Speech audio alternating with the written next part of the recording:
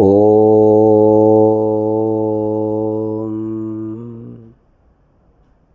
అందరికీ నమస్తే. ఈరోజు మనం తెలుసుకోబోయేటువంటి వేదమంత్రము ఓం ఉతస్వయా తన్వా సంవదేతత్ కదాన్యంతర్వరుణే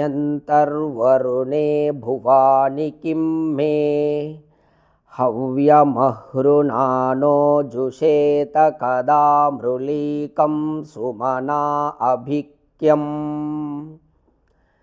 ఋగ్వేద మంత్రము. భావార్థము: ఇప్పుడు నాకు వరుణ దర్శనము లేనిదే సుఖము లేదు. ఇక్కడ పరమాత్మునికి వరుణుడు అని పేరు.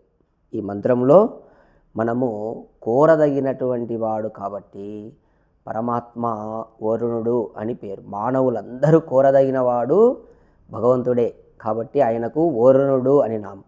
ఇక్కడ ఆ మంత్రంలో ఇది మనకు పరమాత్ముని గురించి తెలియజేస్తుంది. ఇప్పుడు నాకు వరుణ దర్శనము లేనిదే సుఖము లేదు. వరుణ దర్శనం అంటే ఆ పరమాత్మ యొక్క దర్శనం లేనిదే సుఖం లేదు. పాప నివారకుడైన ఆ దేవుని సాక్షాత్తుగా చూడదలుచుచున్నాను. భగవంతుడు పాప నివారకుడు అన్నమాట. కాబట్టి అటువంటి పాప నివారకుడైనటువంటి ఆ వరుణ దేవుని నేను చూడదలుచుచున్నాను. నేను తినుచున్నను, త్రాగుచున్నను, నడుచుచున్నను, తిరుగుచున్నను.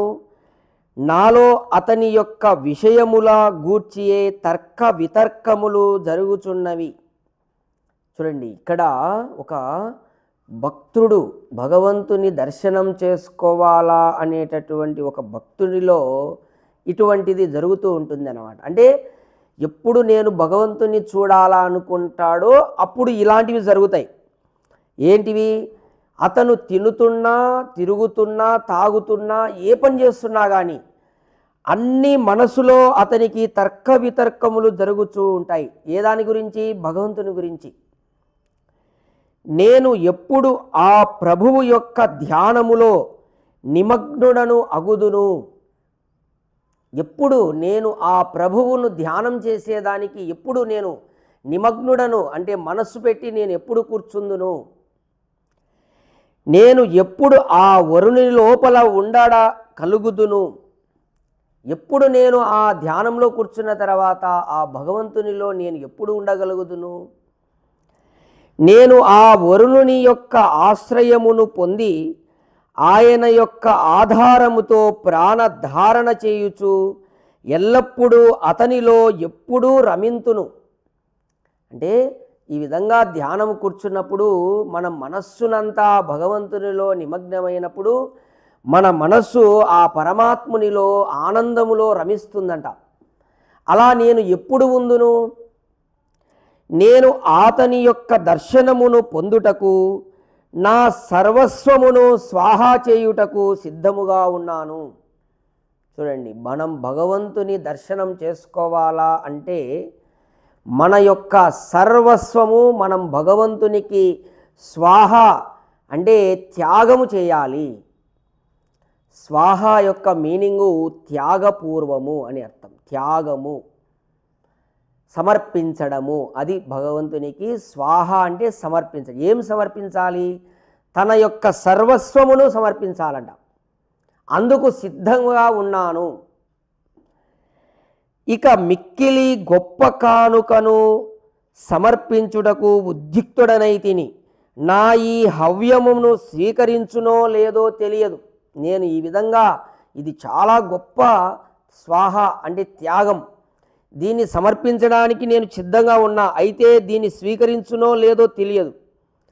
ఆయన దీనిని అయోగ్యమైన దానినిగా తలపడు కదా. మళ్ళీ ఇది ఒక అనుమానపూర్వకంగా భగవంతుని చెప్తున్నా. ఈ సర్వస్వము త్యాగం చేసేది కూడా అయోగ్యంగా దీన్ని తలచడు కదా. ఈ క్షుద్రమైన కానుకతో అతడు అప్రసన్నుడు కాడు కదా. నేను అతనిని సేవించు సుదినము ఎన్నడు వచ్చునో. అలాగే మనం భగవంతుని యొక్క సేవ చేసేటటువంటి ఒక మంచి దినం మనకు ఎప్పుడు వచ్చునో, ఎప్పుడు అతనిని దర్శించి ఆ జీవనమును ఎప్పుడు అతనిని దర్శించి నా జీవనమును సఫలము చేసుకుందునో. చూడండి, మన యొక్క జీవితం సఫలము కావాలంటే మనం భగవంతుని యొక్క దర్శనం చేసుకోవాలి. అప్పుడే మన జీవితం సఫలమవుతుంది. అంతవరకు సఫలం కాదు నువ్వు ఏం చేసినా కానీ. కాబట్టి మన జీవిత సఫలత ఎక్కడ ఉందంటే భగవంతుని యొక్క దర్శనంలో ఉన్నది. మరి ఆ దినము మనకు ఎప్పుడు వచ్చునో, నాకు ఆ పరమ ఆనందమును ఇచ్చునట్టి ఆ దినము ఎప్పుడు వచ్చునో, ఆనందరూప వరుణుని ఎప్పుడు సాక్షాత్కారము చేసుకొని ఆనందమును అనుభవింతునో. పరమాత్మ ఆనంద స్వరూపుడు, ఆయన నిత్యము ఆనందమే, లేశమాత్రము కూడా దుఃఖము లేదు. భూత భవిష్యత్ వర్తమాన కాలములు త్రికాలముల యందు ఆనంద స్వరూపుడే.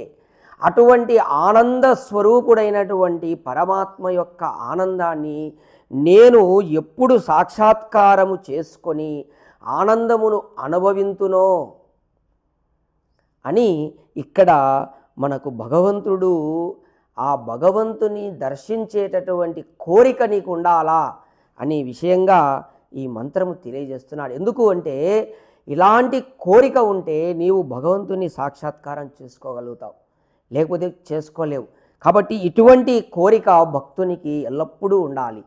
ఆ భగవంతుని నిరంతరము ఇలా తెలుసుకోవాలా, దర్శించాలనేటటువంటి కోరిక ఉంటే అతను ఆ విధంగా ప్రయత్నం చేసి పరమాత్ముని ఆనందాన్ని పొందగలుగుతాడు, లేకపోతే పొందలేడు. కావున భక్తునికి ఈ కోరిక ఉండాలి. గుర్తుపెట్టుకోండి, ఏం కోరిక? భగవంతుని దర్శించాలనే కోరిక ఉండాలి. ఓం తత్ సత్.